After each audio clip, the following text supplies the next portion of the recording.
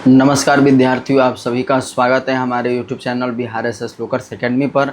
आज हम लोग जो है 12वीं कक्षा के विद्यार्थियों के लिए मनोविज्ञान के अध्याय छठा, जिसका नाम है अभिवृत्ति तथा सामाजिक संज्ञान। तो इस चैप्टर में हम लोग आज रूढ़ियुक्तियों के बारे में पढ़ने वाले हैं। रूढ़ियुक्तियाँ क्या होती है, इसके मतलब विशेषताएं क्या क्या है, इसको कैसे पहचानेंगे, इन सभी चीज़ों के बारे में आज हम लोग अध्ययन करेंगे बारीकी से। तो आप लोग इस सेशन के साथ आखिरी तक बने रहिएगा। और अगर जो विद्यार्थी इससे पहले वाले क्लासेज नहीं देखे हैं तो आप हमारे चैनल के प्लेलिस्ट में जाइएगा, तो वहाँ पर आपको इस चैप्टर का या किसी भी चैप्टर का जो है आपको क्लास मिल जाएगा। और अगर आप चैनल पर नए हैं, आपको जो है हमारे साथ जुड़ करके तैयारी करना चाह रहे हैं, तो आप हमारे चैनल बिहार एसएस लोकर्स एकेडमी के यूट्यूब चैनल को ज़रूर सब्सक्राइब कर लीजिएगा। और साथ ही अगर आप हमारे टेलीग्राम चैनल से भी जुड़ना चाह रहे हैं तो कमेंट में उसका लिंक पिन किया गया, आप टेलीग्राम से भी जुड़ सकते हैं, ताकि वहाँ पर आपको जो भी क्लासेज का PDF नोट चाहिए वहाँ पर आपको मिल जाएगा। अब हम लोग अपने चैप्टर के ऊपर बात करेंगे। तो चैप्टर हमारा 6 है। इसमें छठा चैप्टर पढ़ने के बाद हम लोग को 3 और चैप्टर पढ़ना है, यानी पाठ 7, 8 और 9, यानी हम लोग मनोविज्ञान को बहुत जल्द कंप्लीट करने वाले हैं। और फिर इसके बाद इसको हम लोग क्या करेंगे, दोबारा से रिवाइज करेंगे वन शॉट के माध्यम से, ताकि जो विद्यार्थी का पहले का चैप्टर अगर छूट भी गया हो, वो समझ नहीं पाए हैं, वो तो वीडियो देख करके तो समझेंगे ही, लेकिन अगर कुछ और भी उनको दिक्कत होगा तो फिर मैं वन शॉट के माध्यम से जो है रिवीजन जब कराऊंगा तो उनको और भी अच्छे से समझ में आने लगेगा। तो आप लोग हमारे साथ ज़रूर जुड़िएगा। बाकी आज हम लोग इस छठा चैप्टर में रूढ़ियुक्तियों के बारे में शुरू करने जा रहे हैं। पढ़ेंगे हम लोग कि रूढ़ियुक्तियाँ क्या होती है। ठीक, सबसे पहले ये हम लोग जानेंगे। तो देखिए, रूढ़ियुक्ति का मतलब क्या होता है, एक तरीके से हम लोग ये कहेंगे कि मिथ्या बातें, ठीक ना, क्या कहेंगे, मिथ्या बातें कहेंगे, या मिथ्या आचरण, या मिथ्या का मतलब होता है झूठ। जैसे कि यहाँ पर हमें किसी चीज़ के बारे में या किसी भी तरह का जो हमें बात बताया जाता है किसी व्यक्ति के द्वारा या किसी के भी द्वारा, तो वो क्या होता है कि सच है कि झूठ है, उस पर हम क्या करते हैं कि अध्ययन नहीं करते हैं। जो हमें लोग बताते हैं हम उसको क्या करते हैं, विश्वास कर लेते हैं, हम उसको मान लेते हैं। तो ये भी एक तरह का क्या होता है, रूढ़ियुक्ति के रूप में होता है। तो वही यहाँ पर बताया जा रहा है कि रूढ़ियुक्तियाँ का अर्थ एवं व्याख्या जो है क्या है। तो बताया जा रहा है कि रूढ़ियुक्ति शब्द का जो अर्थ होता है वो अंग्रेजी की ये प्रतिरूप शब्द से बना है। इसका मतलब होता है अंग्रेजी में प्रतिरूप। और इस शब्द का जो सर्वप्रथम जो प्रयोग है वो वाल्टर लिपमैन ने 1922 ईस्वी में किया था। तो अगर आपसे पूछ दिया जाएगा कि रूढ़ियुक्ति शब्द का सर्वप्रथम प्रयोग किसने किया, तो किसने किया, तो बताना है कि वाल्टर लिपमैन जो थे उन्होंने रूढ़ियुक्ति शब्द का सर्वप्रथम प्रयोग किया। और इसका अंग्रेजी शब्द का अर्थ होता है प्रतिरूप, या इसको आम भाषा में हम लोग क्या कहते हैं, मिथ्या बातें या झूठी बातें। अब कहा जा रहा है कि रूढ़ियुक्तियाँ एक गलत वर्गीकरण वर्णन करने वाली माला है जिसके साथ पसंद नापसंद, स्वीकृति या अस्वीकृति की कोई प्रबल संवेगात्मक भावना संबंधित रहती है। यह एक त्रुटिपूर्ण वर्गीकरण करने वाली धारणा है जिसके साथ व्यक्तियों की अन्य समूहों के बारे में कोई प्रबल संवेगात्मक भावना जुड़ी रहती है। यह अधिकतर तर्क पर आधारित नहीं रहती है और इसमें सच्चाई भी बहुत कम रहती है। इसमें अत्यधिक सामान्यीकरण का गुण रहता है। जैसा कि मैंने आप लोग को बताया कि इसमें क्या होता है, रूढ़ियुक्ति का मतलब कि मिथ्या बातें या झूठी बातें। जैसे यहाँ पर कहा भी गया है कि रूढ़ियुक्ति एक गलत वर्गीकरण या वर्णन करने वाली क्या होती है, माला होती है। यानी इसमें जो भी हम मतलब कि बातें कहेंगे या फिर जो भी स्वीकृति अस्वीकृति के बारे में होगा, जो भी पसंद या नापसंद के बारे में होगा, वो क्या होगा कि आपका त्रुटिपूर्ण रहेगा, मतलब सही नहीं रहेगा, जानकारियाँ सही नहीं रहेंगी, लेकिन लोग फिर भी क्या करते हैं, इसको मानते रहते हैं। तो संक्षेप में हम अगर इसको कहेंगे या इसके हम लोग व्याख्या करेंगे रूढ़ियुक्तियों का, तो हम कई तरह से कर सकते हैं। जैसे कहेंगे कि यह एक मिथ्या प्रत्यय है, यानी मिथ्या मतलब बताया जा रहा है फाल्स कॉन्सेप्ट, मतलब कि ये गलत धारणा है। मतलब कि रूढ़ियुक्ति हमारा क्या है, गलत धारणा होती है। इसमें घटनाओं का अस्वाभाविक वर्गीकरण जो है किया जाता है। इसके साथ स्वीकृति और अस्वीकृति दोनों चीज जुड़ी रहती है। कोई इसको मानता है, कोई इसको नहीं मानता है। ठीक, इसकी उत्पत्ति में बाह्य परिस्थितियां कार्य नहीं करती है। जो बल हमारा जो बाह्य परिस्थिति होता है वो कार्य नहीं करता है, ये चीज बताया जा रहा है। इसके बाद कहा जा रहा है कि इसमें विचार और प्रत्यक्षीकरण आपस में जो है संबंध रखते हैं। इसमें सच्चाई की मात्रा जो है नहीं के बराबर होती है। जैसे ये फॉल्स कॉन्सेप्ट है, तो फॉल्स कॉन्सेप्ट है तो क्या रहेगा, इसमें गलत धारणा रहेगी, तो सच्चाई इसमें रहेगा कहाँ, नहीं रहेगा। तो वही चीज़ कहा जा रहा है कि इसमें सच्चाई नहीं रहती है। इसको दूर करना या इसमें परिवर्तन करना जो है बहुत कठिन और मुश्किल हो जाता है। जैसे मान लीजिए अगर एक व्यक्ति किसी चीज़ पर धारणा बना लिया है, मान लीजिए कि अगर जैसे कोई भी व्यक्ति है, उदाहरण के तौर पे कि लोग जो है जैसे लव मैरिज को बहुत लोग है कि सही नहीं मानते हैं, एक धारणा बना लिए हैं। तो अब इस धारणा को अगर किसी व्यक्ति में अगर हमको क्या करना है कि इसको ख़त्म करना है कि नहीं मतलब लव मैरिज सही है, तो उस व्यक्ति में ख़त्म करने के लिए बहुत मतलब कि मुश्किलों का सामना करना पड़ेगा। उसको ये बात मनवाने के लिए कि मतलब लव मैरिज सही होता है, वो मुश्किलों का सामना करना पड़ेगा हमें, क्योंकि ये एक क्या हो गया कि मतलब कि उसमें इस तरह का जो आचरण एक जन्म ले लिया है, एक ऋणयुक्ति जन्म ले लिया कि क्या होता है वो गलत होता है। तो वही चीज़ यहाँ पर कह रहा है कि अगर इसको दूर भी करना है तो दूर करने के उपाय हैं, लेकिन ये दूर करना क्या होता है बहुत कठिन हो जाता है। और साथ ही ये भी कहा जा रहा है कि ये हमारी पूर्वधारणा के आधार के रूप में भी जो है काम करती है। पूर्वधारणा मतलब होता है, या इसी को हम लोग पूर्वाग्रह बोलते हैं, यानी पहले से किसी चीज़ पर क्या करना, निर्णय लेना, वही क्या कहलाता है, पूर्वधारणा या पूर्वाग्रह कहलाता है। तो ये इस पर भी क्या करता है, निर्भर करता है। तो ये सब हमारे क्या थे, ऋण युक्तियों का पहले से क्या था, जो है क्या था, वर्गीकरण था। अब अगर हम लोग बात करेंगे, यह पूर्व कल्पित मतों का संकेत रहती है। समाज के कुछ व्यक्ति में विशिष्ट गुण पाए जाते हैं और मिथ्या प्रत्ययों के आधार पर उनका वर्गीकरण कर दिया जाता है। जैसे देखिए यहाँ पर बताया जा रहा है कि शुद्ध खाने वाले व्यक्ति को जो है साइलॉक या मुसलमान को कहा जाता है कि हिंदू, मुसलमान जो है हिंदू को क्या कहते हैं, काफिर कहते हैं। व्यापारियों को जो है कंजर या कंजूस, और भारतीयों को काला आदमी कहा जाता है, और जापानियों को जो है परिश्रमी, और यहूदियों को धूर्त आदि कहा जाता है। ऐसा क्यों?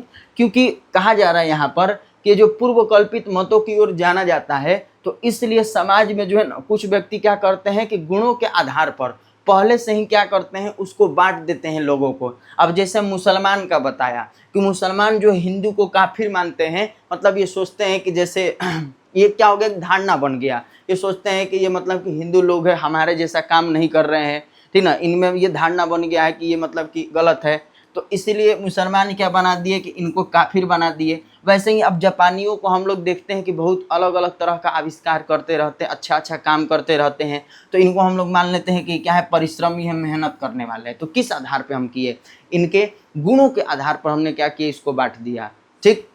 इसके बाद यहूदी लोग को हम लोग कहते हैं कि ये क्या होते हैं, धूर्त के समान होते हैं। आगे कहा जा रहा है कि इसकी विशेषता के बारे में, ये सब क्या था कि ऋण युक्तियाँ क्या होती है उसके बारे में था।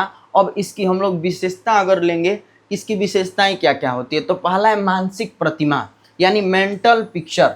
हम क्या करते हैं, ऋण युक्तियों के विषय में एक मानसिक प्रतिमा यानी मेंटल पिक्चर को बना लेते हैं। जैसे कह रहा है कि ऋण युक्तियाँ किसी व्यक्ति या किसी वर्ग के व्यक्तियों की एक मानसिक प्रतिमा, एक मेंटल पिक्चर के रूप में काम करती है, जिसके आधार पर हम उनमें कुछ सिरगुण को क्या करते हैं, आरोपित कर देते हैं। जैसे हम मानते हैं कि कोई व्यक्ति जो है ब्राह्मण है तो वह बुद्धिमान होता है। अब क्या किया, पहले से हम धारणा बना लिए, मेंटल पिक्चर बना लिए कि हिंदू धर्म में कई सारे जो है मतलब कि वर्ग के लोग हैं, कोई ब्राह्मण है, कोई क्षत्रिय है, कोई शूद्र है, कोई वैश्य है, सब है, लेकिन हम उसमें सबसे श्रेष्ठ किसको मानते हैं, ब्राह्मण को मानते हैं, कहते हैं कि वो क्या है, बुद्धिमान है, तेज है, ठीक। इसके बाद कई क्षत्रिय होते हैं तो इनको हम क्या कहते हैं कि वो बहादुर होते हैं। मुसलमान को हम क्या मानते हैं, तो कहते हैं कि वो कट्टर है। तो ये सब हमारा क्या है, एक धारणा बना हुआ है, एक मेंटल पिक्चर बना हुआ है, जिसको हम मान करके ये बताते हैं। इसके बाद कहा जा रहा है कि पूर्व सम्मत विश्वास। अब हम पहले से क्या करते हैं, ये धारणाओं पर विश्वास कर लेते हैं। जैसे कह रहा है ये किसी व्यक्ति या वर्ग के लोगों के बारे में क्या करते हैं, विश्वास, बिलीव जो है वो कर लेते हैं अपनी सहमति के माध्यम से। जो भी लोग किसी कुछ के बारे में कुछ बताए, हम क्या करते हैं, उसके बारे में मान लेते हैं। तो हम क्या करें, अपना आम राय, आम सहमति से जो है उस व्यक्ति या वर्ग के बारे में विश्वास करने लगते हैं। बस ये नहीं हम सोचते हैं कि वो गलत है कि सही है, उस पर हम मतलब कि कतई जांच वूच नहीं करते हैं। बस कोई कह दिया कि नहीं ये व्यक्ति सही है, ये चीज़ सही है, तो हम क्या करते हैं, उस पर विश्वास करने लगते हैं। तो यही एक ऋण युक्ति का क्या हो गया, विशेषता हो गया। इसी तरह तीसरा है कि अपेक्षाकृत स्थिर।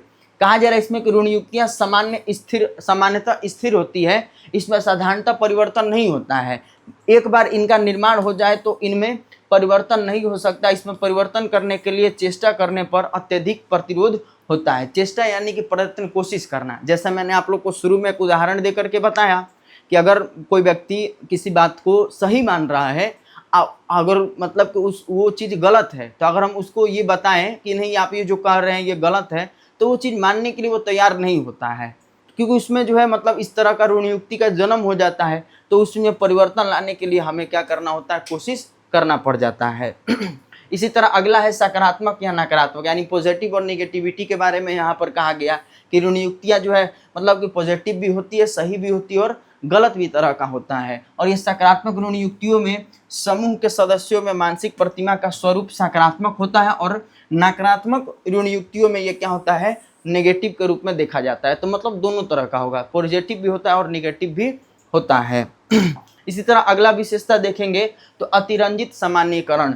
इसमें कहा जा रहा है कि ऋण युक्तियाँ एक ही विशेषता अतिरंजित सामान्यीकरण भी है। कोई ऋण युक्तियाँ किसी समूह के कुछ ही लोगों के साथ अनुभव पर आधारित होने पर भी यह उस समूह के लोगों पर लागू होते रहता है। तो ये अतिरंजित सामान्यीकरण की एक विशेषता हो गई। और अगला जो विशेषता है अच्छा, यानी यहीं तक जो हम लोगों को टोटल 5 विशेषताओं को देखना था। ये 5 जो विशेषताएं हैं, ये 5 विशेषताएं बहुत ही इम्पोर्टेंट है, 5 विशेषताएं।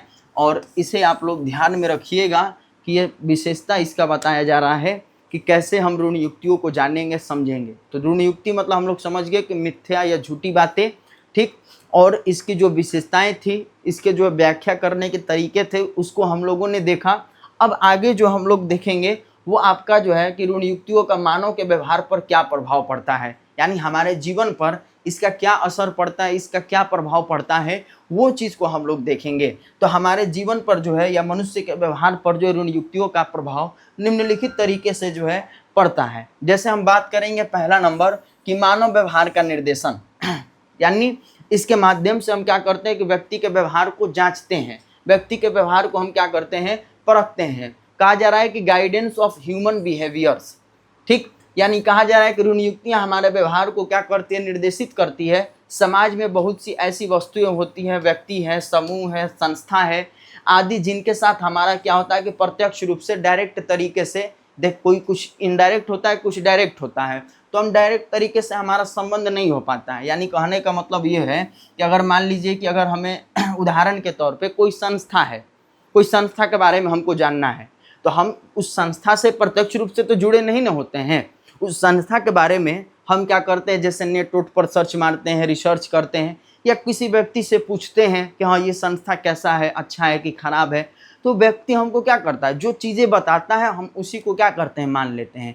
क्योंकि बहुत सारी ऐसी चीज़ें हैं जिस पर हमें प्रत्यक्ष रूप से जो है अध्ययन नहीं है, हम खुद से उस पर जो है जा कर के रिसर्च नहीं किए हैं, देखे नहीं है उसको, हम क्या करते हैं, मान लेते हैं।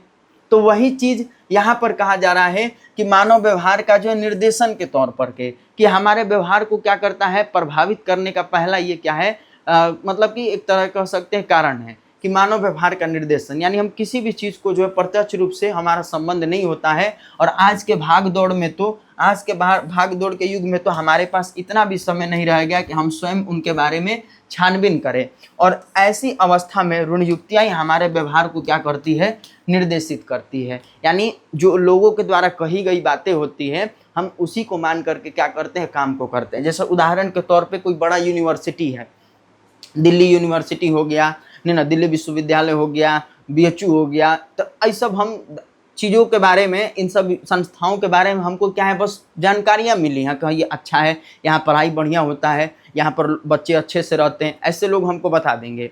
लेकिन हमको अगर प्रत्यक्ष ज्ञान करना हो तो हम क्या करेंगे, वहाँ जा कर के रहेंगे, देखेंगे चीज़ों को, तब ना हमको प्रत्यक्ष ज्ञान होगा। तो उतना हमारे पास समय है कि हम जा कर के वहाँ रहें, चीज़ों को देखें, नहीं है समय। तो हम क्या करते हैं, लोगों के द्वारा बताई गई चीज़ों पर ही विश्वास कर लेते हैं। तो यही हमारा क्या पहला क्या होता है, ऋण युक्तियों का क्या होता है, प्रभाव होता है। जैसे उदाहरण के तौर पे ना, यहाँ पर राजनीति को लेकर के बताया गया है कि जैसे अगर कोई राजनीतिक क्षेत्र में विधानसभा का, लोकसभा का या ग्राम पंचायत का चुनाव होता है, तो उस समय जो भी उम्मीदवार खड़ा होता है, ठीक ना, उस समय जो भी उम्मीदवार खड़ा होता है, तो हमारे पास इतना अवसर या इतना समय नहीं होता है कि हम चुनाव में खड़े प्रत्याशी के बारे में अच्छे से जांच पड़ताल कर सके। उतना तो हमारे पास समय नहीं होता है। तो हम क्या करते हैं, तो हम देखते हैं कि वो जो व्यक्ति को वोट देना है, या उस पर जो है हमको निर्णय करना है, तो हम वो प्रत्याशी के जाति हो गया, वर्ग हो गया, धर्म हो गया, भाषा हो गया, पार्टी कौन सा है, इसको देख करके हम क्या करते हैं, ठीक ना, अपना व्यवहार करते हैं, यानी कि वोट देते हैं।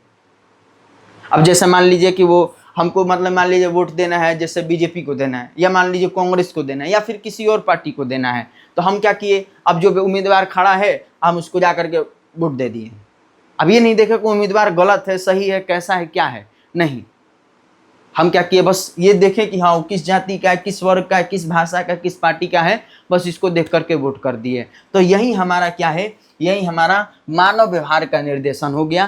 पहला हमारा ऋण युक्तियों का क्या हो गया, प्रभावित करने का एक प्रभावित करने का हमारा क्या हो गया, एक कारक हो गया।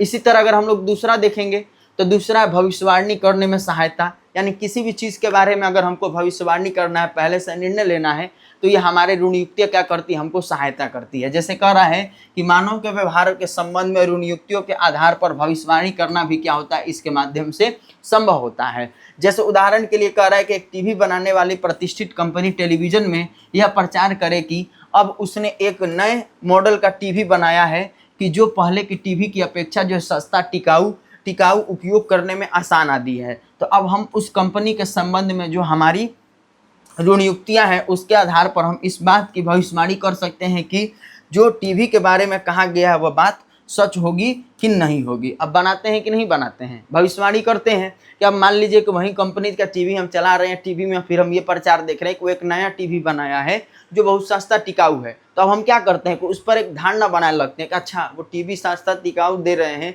तो शायद वो सही हो सकता है, या फिर वो सस्ता टिकाऊ दे रहे हैं, कह रहे हैं, तो क्या होगा, खराब भी हो सकता है। तो हम क्या कर रहे हैं, व्यक्ति के बारे में पहले से क्या कर रहे हैं, भविष्यवाणी कर रहे हैं, पहले से निर्णय ले रहे हैं। तो ऋण युक्तियाँ क्या करती है, भविष्यवाणी करने में भी हमारी मदद करती है। तीसरा है कि सामाजिक व्यवहार नियंत्रण, ये क्या करता है, सामाजिक व्यवहार में हमारा जो है क्या करता है, बहुत हद तक नियंत्रण भी लाता है। जैसे कहा जा रहा है कि ऋण युक्तियाँ मानव के व्यवहार को बहुत हद तक नियंत्रित भी करती है, और आज के युग में अत्यधिक सामाजिक परिवर्तन जो है होता जा रहा है। इसके बावजूद किसी समूह के व्यक्ति, वर्ग, जाति, धर्म आदि के संबंध में जो हमारी रूढ़ियाँ हैं उनके आधार पर हमारे व्यवहार जो क्या होते हैं, नियंत्रित होते हैं। उदाहरण के लिए जैसे हम मान सकते हैं, कहा जा रहा है कि भारतीय समाज में स्त्री और लड़कियों के संबंध में हमारे विचार धारणा में क्या हो रहा है, परिवर्तन हो रहा है। यानी ऋण युक्तियाँ भी हमारे क्या करती है कि व्यवहार को नियंत्रित करती है। ये हमें मतलब कि क्या करती है कि बिहेवियर जो हो गया उसको कंट्रोल करती है।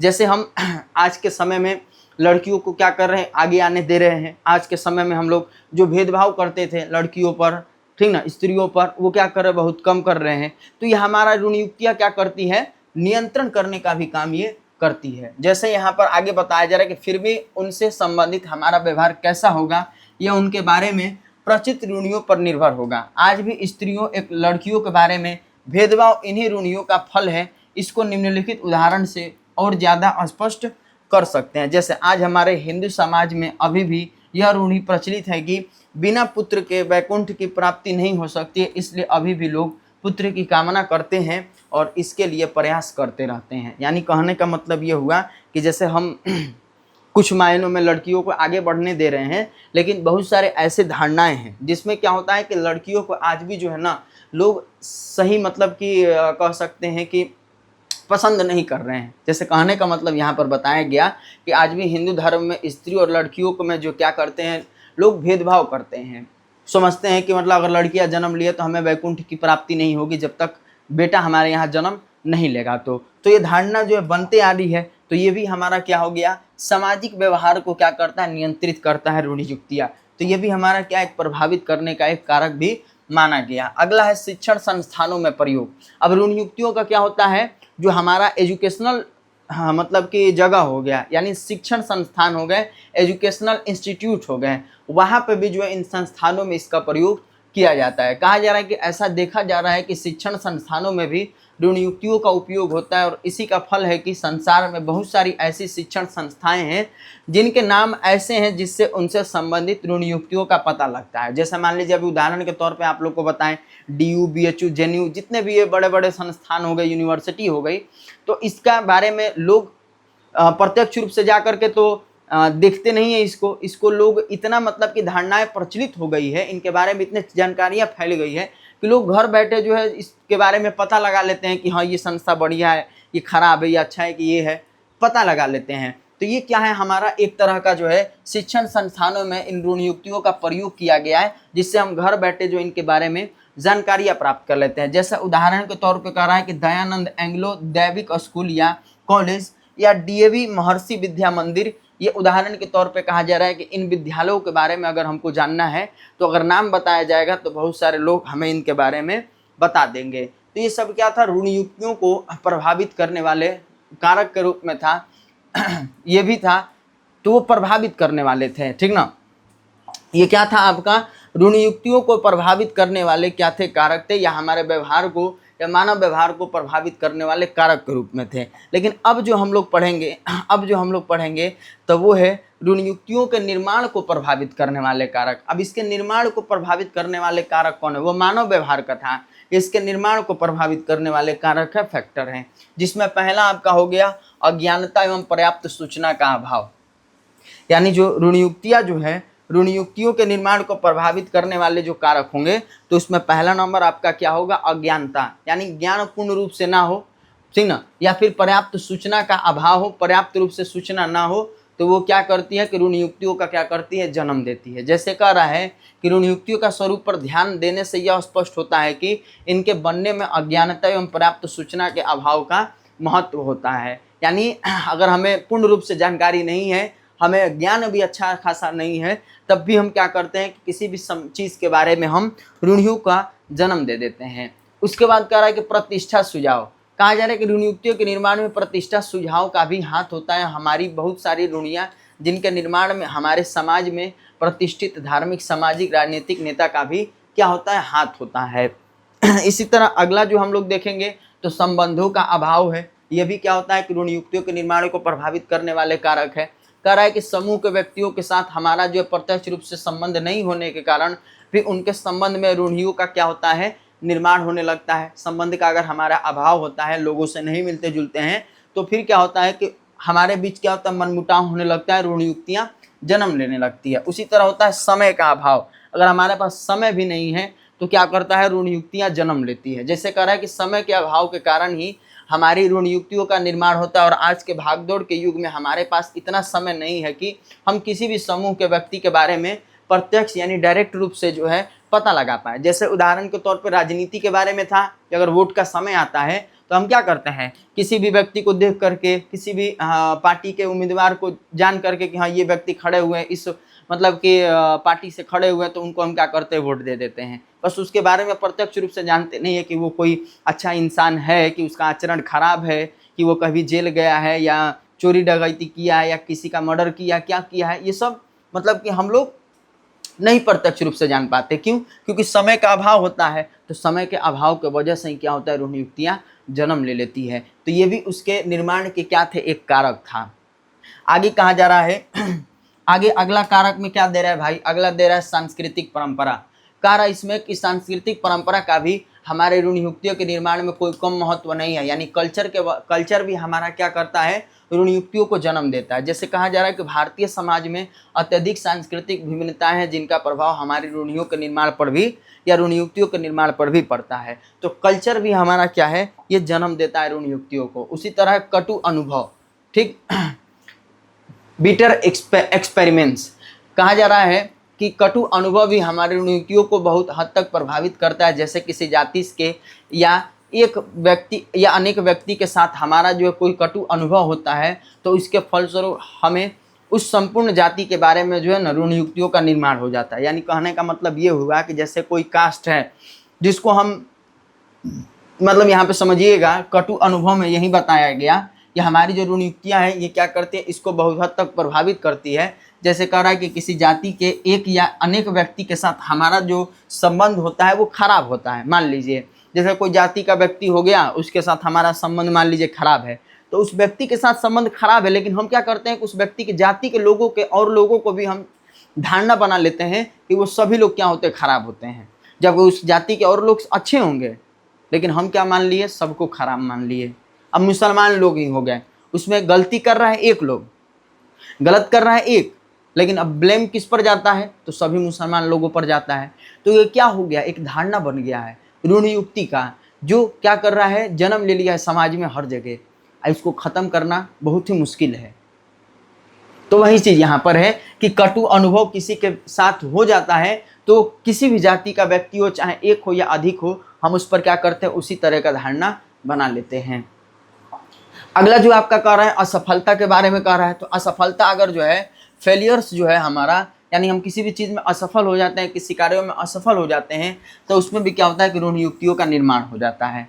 या फिर कहा जा रहा है कि कोई समुदाय या राष्ट्र के किसी भी तरह का कार्य है, उसमें हम असफल होने के कारण ही हीन भावना से ग्रस्त नहीं रहना चाहते हैं, और इसलिए वह अपनी जो है असफलता के कारण दूसरे समुदाय या राष्ट्र को आरोपित करता है, और इस कारण जो उनके बारे में कई तरह के ऋण युक्तियों का निर्माण हो जाता है। यानी हम असफल होते हैं तो असफल किस वजह से हुए हैं, ठीक ना, किन कारणों से, उस पर हम ध्यान नहीं देते हैं, लेकिन असफल हम जिन वजह से हुए हैं वो ना देख करके हम जिस समुदाय के लोग हैं या फिर जो हमारा राष्ट्र है, देश है, उस पर हम क्या करते हैं, आरोप लगाने लगते हैं। मतलब उदाहरण के तौर पर जैसे मान लीजिए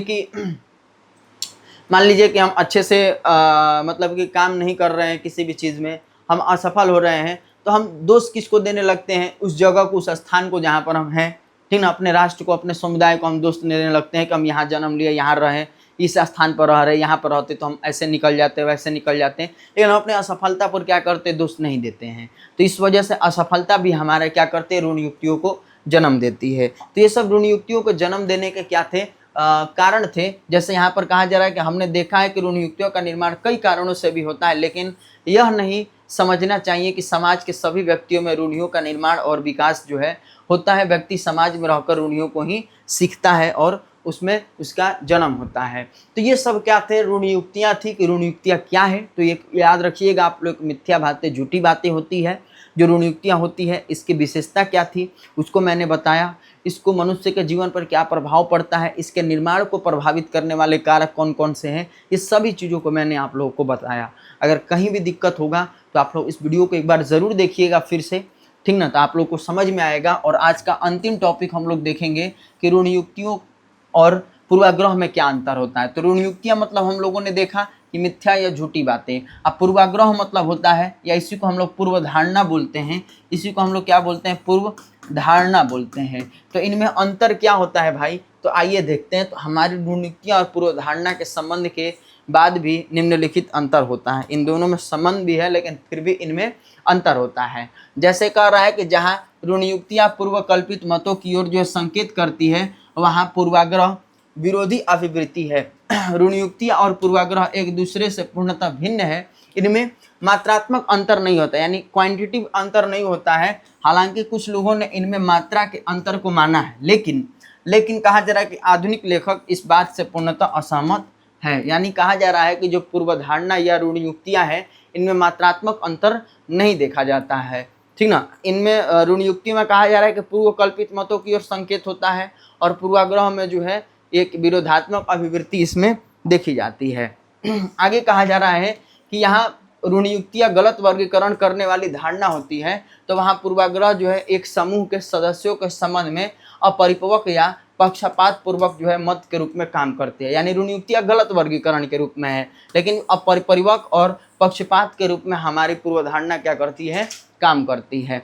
फिर कहा जा रहा है कि पूर्वाग्रह अनुकूल या प्रतिकूल होता है, लेकिन यह गुण या विशेषता जो है ऋण युक्तियों में नहीं पाया जाता। यानी इसमें यह हमारा जो है अनुकूल प्रतिकूल ऋण युक्तियाँ नहीं होती है। पूर्वाग्रह होता है, पूर्वाग्रह अनुकूल भी होता है, सही भी होगा, और प्रतिकूल भी होगा, लेकिन ऋण युक्तियाँ ऐसा नहीं देखा जाता है। और अगला जो अगर हम देखेंगे अंतर, चौथा अंतर, तो जहाँ पूर्वाग्रह एक समूह के मानदंडों के निष्कर्ष स्वरूप होता है, परंतु यह ऋण युक्तियों के बारे में लागू नहीं होता है। यानी पूर्वाग्रह में निष्कर्ष के रूप में भी देखते हैं हम इसको, और ऋण युक्तियों में ऐसा नहीं होता है। ऋण युक्तियाँ क्या होती है कि मिथ्या या झूठी बातें। अब पूर्वाग्रह, ठीक, पूर्वाग्रह मतलब होता है, या पूर्वधारणा मतलब पहले की जो अवधारणा या पहले की जो बातें होगी उसको मानना, उस पर निर्णय लेना, तो वहीं क्या होगा, पूर्वाग्रह हो गया। तो यही दोनों में अंतर था। मैंने आज के इस टॉपिक को आप लोग को अच्छे से समझा दिया, बता दिया। अगर कहीं मुझसे गलती हुआ होगा तो आप लोग मुझे क्षमा करिएगा। बाकी कमेंट में आप लोग बताइएगा कि आज का ये सेशन आप लोग को कैसा लगा। मिलते हैं हम लोग नेक्स्ट क्लास में, तब तक के लिए आप लोग स्वस्थ रहिए, मस्त रहिए और अपनी तैयारी अच्छे से करते रहिए। धन्यवाद।